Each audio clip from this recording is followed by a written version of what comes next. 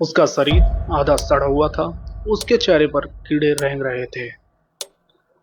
वो मुझे अपनी तरफ खींच रही थी और मैं साफ साफ सैली की आत्मा को देख पा रहा था। ये कहना था टॉनी पिकमैन का। दोस्तों, कहानी यूरोप की है। यूरोप में एक हॉन्टेड सैली हाउस नाम का एक घर है, जिसको एक न्यूली मैरिड कपल खरीदते हैं और उस घर में उनका रहना मुश्किल हो जाता है। अब ये सैली कौन थी और उसका घर भूतिया कैसे बन गया था? क्या वाकई वहां पर कोई पैरानॉर्मल एक्टिविटीज थी और सैली आज भी वहां रहती है क्या? आइए जानते हैं इस एपिसोड में। तो हेलो दोस्तों, welcome back to my channel. मैं आपका होस्ट एंड दोस्त विवेक चौधरी। तो चलिए दोस्तों, आज आपको लेके चलते हैं डोमिनिक सैली हाउस की तरफ। उससे पहले जो भी दोस्त चैनल पर नए आए हैं, प्लीज चैनल को सब्सक्राइब करें। ये घर सन 1871 में बना था और शुरू में ये घर डरावना बिल्कुल भी नहीं था। इस घर को 1992 लगभग घर के बनने के 120 साल बाद टॉनी पिकमैन और डावरा पिकमैन नाम के दो न्यूली मैरिड कपल खरीदते हैं। जब ये लोग इस घर में आए थे तब तक इस घर की कोई भी हॉन्टेड स्टोरी नहीं थी और इन लोगों ने अपने होने वाले बच्चे के लिए भी उस घर में एक कमरा सिलेक्ट कर रखा था, जिसको वो आए दिन सजाते रहते थे, डेकोरेट करते रहते थे। लेकिन उनके साथ एक कुत्ता भी आया था और वो कुत्ता जब भी उस कमरे में जाता तो वो अजीब अजीब हरकतें करता। पहले तो टॉनी और डावरा को लगा कि कुत्ता इस घर में नया आया है, इसलिए वो इस घर में एडजस्ट होने में उसको थोड़ी प्रॉब्लम हो रही है। लेकिन परेशान डॉगी नहीं था, वो तो बस आने वाले खतरे से उन लोगों को सचेत कर रहा था। इन लोगों को इस घर में लगभग 1 साल हो गया था। इसके दौरान चीज़ों का गिरना, लाइट का अपने आप जल जाना, रात में अजीब अजीब आवाज़ें आना, घर के कुछ इलाके ठंडे फील होना, इन लोगों को ये सब महसूस हो रहा था। टॉनी और डाबरा अब तक ये तो समझ चुके थे कि इस घर में कुछ तो है जो कि नॉर्मल तो बिल्कुल भी नहीं है, लेकिन उनका बजट इतना ज़्यादा नहीं था जिससे उन लोगों ने उस घर में रहना ही उचित समझा।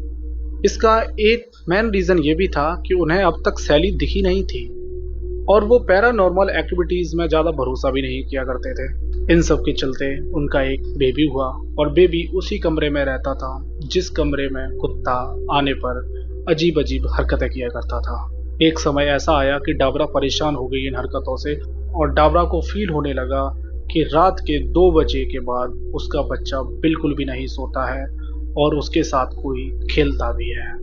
लेकिन दोस्तों, ये तो शुरुआत थी। आगे उन लोगों ने ऐसी ऐसी घटनाओं का सामना किया जिन्हें सुनकर आपकी रूह कांप जाएगी। एक दिन टॉनी अपने बच्चे के कमरे में गया और देखता है कि बच्चे के सारे खिलौने बिखरे पड़े हैं। पहले तो वो सोचता है कि शायद डाबरा कमरे में आई होगी और बच्चे के साथ खेली होगी, क्योंकि बच्चा अभी इतना छोटा था कि वो खिलौनों को उठा ही नहीं सकता था। टॉनी ने सारे खिलौने सही जगह पर लगाने के बाद वो कमरे से निकला ही था कि आधी सीढ़ियों पर पहुंचने पर उसको खिलौने गिरने की आवाज़ फिर से आने लगी। जब वो कमरे में पहुंचा तो उसे सारे खिलौने फर्श पर बिखरे दिखाई दिए और ये घटना तब हुई जब उस कमरे में कोई भी नहीं था। इस घटना के बाद टॉनी और डाबरा डिसाइड करते हैं कि अपने बच्चे को उस कमरे में तो अब बिल्कुल भी नहीं रखेंगे।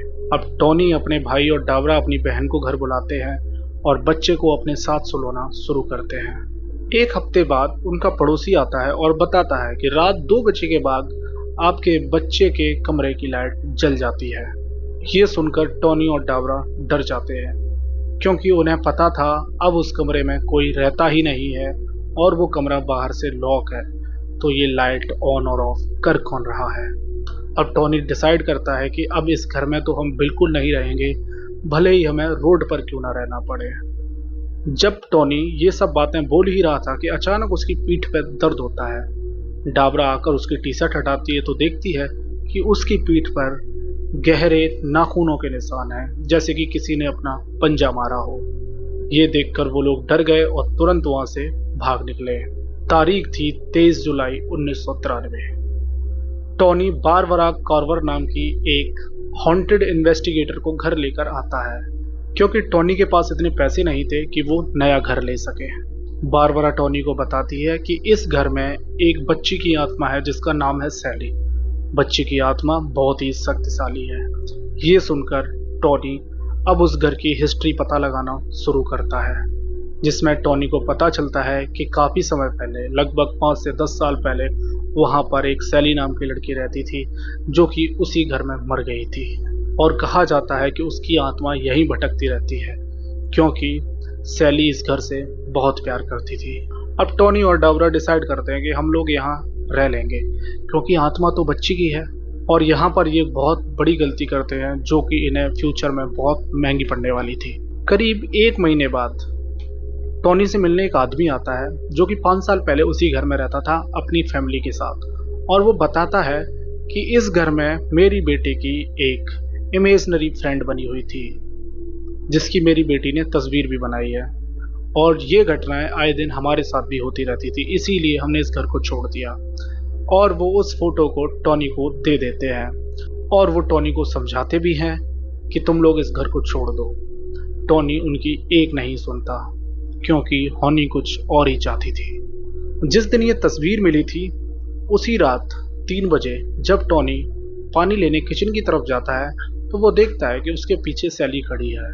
सैली कुछ यूं खड़ी थी जैसे कि ट्रांसपेरेंट खड़ी हो, मानो कि सैली की आत्मा दिख तो रही है लेकिन उसके पीछे की जो भी चीजें हैं वो सब साफ दिख रही थी। लेकिन सैली ने टोनी को कोई नुकसान नहीं पहुंचाया तो टोनी भी जाकर वापस वहीं पर लेट गया।